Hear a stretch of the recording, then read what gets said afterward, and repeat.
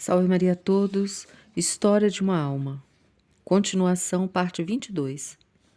À vista de todas estas belezas, despontavam em minha alma pensamentos bem profundos. Parecia-me compreender desde já a grandeza de Deus e as maravilhas do céu. Afigurava-me a vida religiosa tal qual ela é, e em si todas as suas sujeições, com seus pequenos sacrifícios feitos na obscuridade. Compreendia como era fácil ensimesmar-se e esquecer a meta sublime de sua aplicação, e dizia-me, mais tarde, à hora da provação, quando já não puder, prisioneira que for do Carmelo, contemplar senão uma pontinha do céu estrelado, lembrar-me-ei de tudo quanto estou vendo hoje. Tal pensamento me dará coragem e facilmente esquecerei meus pobres e mesquinhos interesses. Tal pensamento me dará coragem e facilmente esquecerei meus pobres e mesquinhos interesses, considerando a grandeza e o poder do Deus a quem quero unicamente amar. Não terei a desgraça de apegar-me a ninharias, agora que meu coração pressentiu o que Jesus reserva aos que o amam. Tendo admirado o poder do bom Deus, pude ainda admirar o poder que deu às suas criaturas. A primeira cidade da Itália que visitamos foi Milão. A catedral, toda de mármore branco, com estátuas em número suficiente para construir um povo quase incalculável. Foi por nós visitada em suas mínimas particularidades. Celina e eu éramos arrojadas, sempre as primeiras, indo imediatamente atrás do senhor bispo, a fim de vermos tudo o que dizia a respeito às relíquias dos santos e entendermos bem as explicações. Deste modo, enquanto oferecia o santo sacrifício sobre o túmulo de São Carlos, permanecíamos atrás do altar, com a fronte apoiada na urna que encerra o corpo do santo, revestido das insígnias pontificais. Assim era por toda a parte, exceto quando se tratava de irmos até onde não seria compatível com a condição de um bispo, porque então tínhamos o bom senso de apartar-nos de sua excelência. Deixando que as senhoras medrosas cobrissem o rosto com as mãos depois de terem subido as primeiras torrinhas que formam o alto da catedral, seguimos os romeiros mais afoitos e chegamos até o pináculo do último campanário de mármore, donde tivemos a satisfação de ver a nossos pés a cidade de Milão, cujos habitantes numerosos davam a impressão de um pequeno formigueiro. Depois de descermos do nosso ponto de observação, começamos nossos passeios de carruagem que iriam durar um mês inteiro e saturar uma vez por todas meu desejo de rodar incansavelmente. O Campo Santo enlevou-nos mais ainda do que a catedral. Todas as estátuas de mármore branco, a que um cinzel genial parece ter comunicado vida real, estão dispostas no vasto campo de finados com certa displicência, o que para mim lhes aumentava o encanto. Poderia alguém sentir a tentação de querer consolar os ideais personagens de que se está cercado. A expressão é tão autêntica, a dolência é tão serena e tão resignada que não se pode deixar de reconhecer noções de imortalidade que deviam encher o coração dos artistas ao executarem tais obras-primas. Aqui é uma criança a esparcir flores sobre a tumba dos pais. O mármore parece ter perdido seu peso, e as pétalas delicadas parecem deslizar por entre os dedos da criança.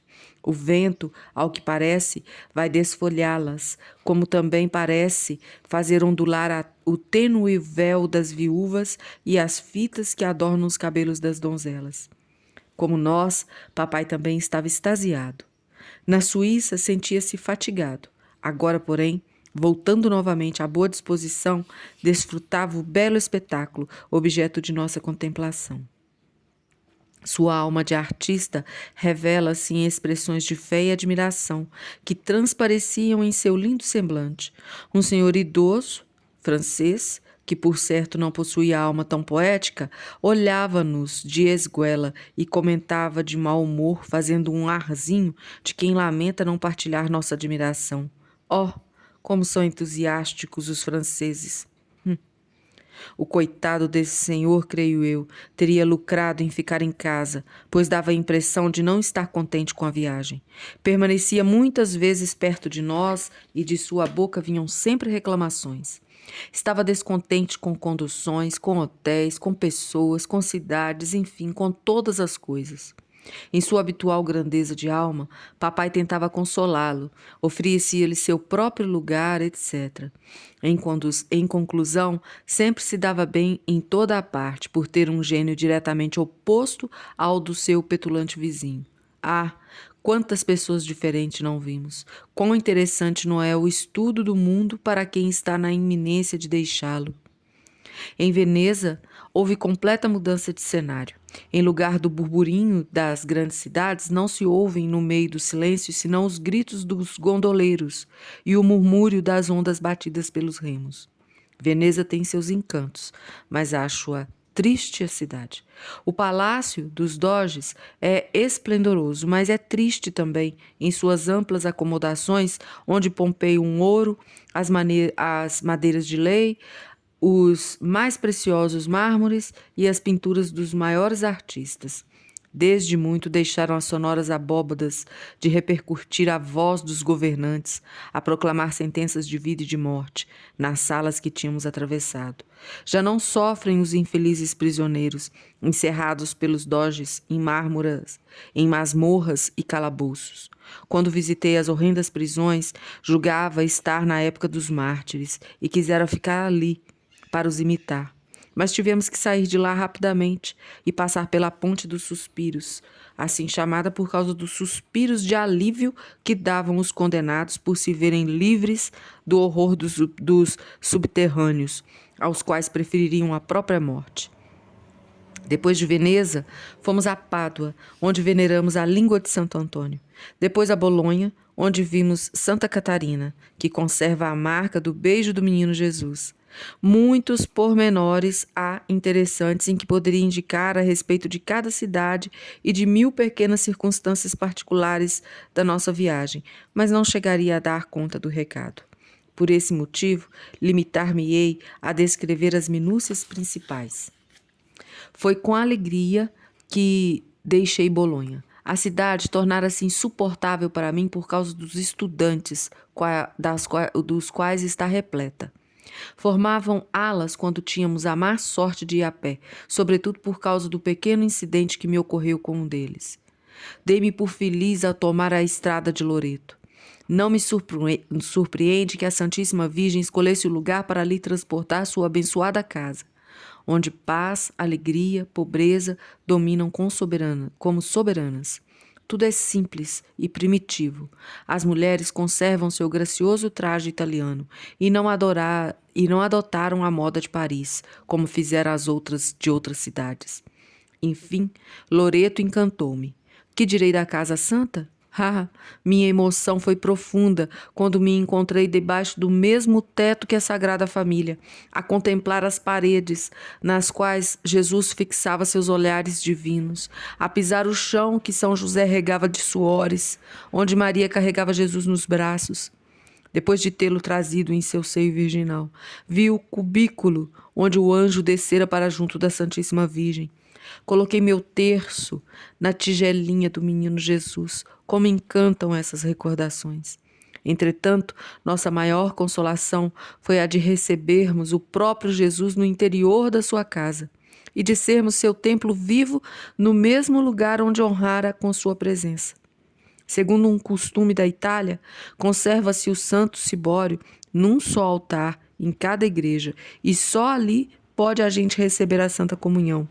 O altar ficava na própria basílica, onde se encontra a Casa Santa, encerrada qual precioso diamante num receptáculo de mármore branco. E isso não nos favorecia. No próprio diamante, não no receptáculo, quereríamos receber a comunhão. Com a doçura de sempre, papai fez como todo mundo, mas Celina e eu Fomos atrás de um sacerdote que nos acompanhava por toda parte e que se preparava justamente para celebrar na Casa Santa, graças a uma concessão especial. Pediu 2 partículas que colocou na patena com a hóstia grande, e compreendeis, minha querida mãe, qual não foi nosso enlevo por fazermos todas as 2 a santa comunhão dentro da abençoada casa. Foi uma aventura toda celestial, que palavras não são capazes de interpretar. Que acontecerá então quando recebermos a comunhão na eterna mansão do Rei dos Céus? Veremos então que já não se acabará nossa alegria, que já não haverá tristeza de separação e que para levar uma lembrança não nos será necessário raspar furtivamente as paredes santificadas pela presença divina, pois se sua casa será a nossa por toda a eternidade, ele não nos quer dar sua casa na terra. Contenta-se em nula mostrar, para que nos faça amar a pobreza e a vida oculta. Aquela que nos reserva é o seu palácio na glória, onde já não o veremos oculto, na aparência de uma criança ou de uma hóstia branca, mas tal qual é, na força do seu infinito resplendor. Resta-me agora falar de Roma, meta de nossa viagem, onde julgava encontrar consolo, mas onde fui deparar com a cruz. A nossa chegada era à noite. E, como tivéssemos adormecido, acordamos aos gritos dos funcionários da estação. Roma! Roma! Não era sonho, estava em Roma. O primeiro dia transcorreu fora dos muros. Foi talvez o mais delicioso, pois todos os monumentos conservaram o cunho da antiguidade, enquanto que no coração de Roma poderíamos supor-nos em Paris, vendo a magnificência dos hotéis e das casas comerciais. O passeio através das campanhas romanas deixou-nos uma recordação muito agradável. Não falarei dos lugares por nós visitados. Existem muitos livros que se alargam em sua descrição. Será apenas a respeito das principais impressões que tive. Uma das mais doces foi a que me causou súbita comoção, a vista do Coliseu. Pois estava afinal a contemplar a arena onde tantos mártires derramaram seu sangue por Jesus. Já me dispunha a beijar o chão por ele santificado. Mas que decepção! O centro não é senão um amontoado de escombros que os peregrinos devem limitar-se a contemplar porque uma barreira impede a entrada. Ninguém, aliás, sente a tentação de querer meter-se entre ruínas. Ora, ter vindo a Roma e não descer ao Coliseu? Isto se me afigurava impossível. Já não prestava atenção nas explicações do guia. Um só pensamento me empolgava, descer a arena. Vendo um operário passar por uma escada, tive a ponto de pedir. Felizmente, porém, não executei a ideia, porque ele me tomaria por maluca. Conta-se no Evangelho que Madalena, persistindo ao pé do sepulcro e inclinando-se várias vezes para olhar no interior, acabou por avistar 2 anjos. Como ela, ainda que reconhecesse perfeitamente a impossibilidade de ver meus desejos realizados, continuava a inclinar-me, tendo em mira as ruínas onde pretendia descer. Ao cabo não vi anjos, mas o que procurava. Soltei um grito de alegria e disse a Celina: vem depressa, vamos poder passar. Num átimo, transpusemos a barreira que os entulhos atingiam naquele lugar e ei-nos escalando as ruínas que desmoronavam sobre os nossos passos. Papai olhou para nós, atônito, com a nossa audácia, e logo nos mandou que voltássemos. As 2 fugitivas, entretanto, já não escutavam mais nada. Como os guerreiros sentem a coragem crescer no meio dos perigos, assim também crescia nosso gozo em razão direta da dificuldade que encontrávamos para alcançar o objetivo de nossos desejos. Mas,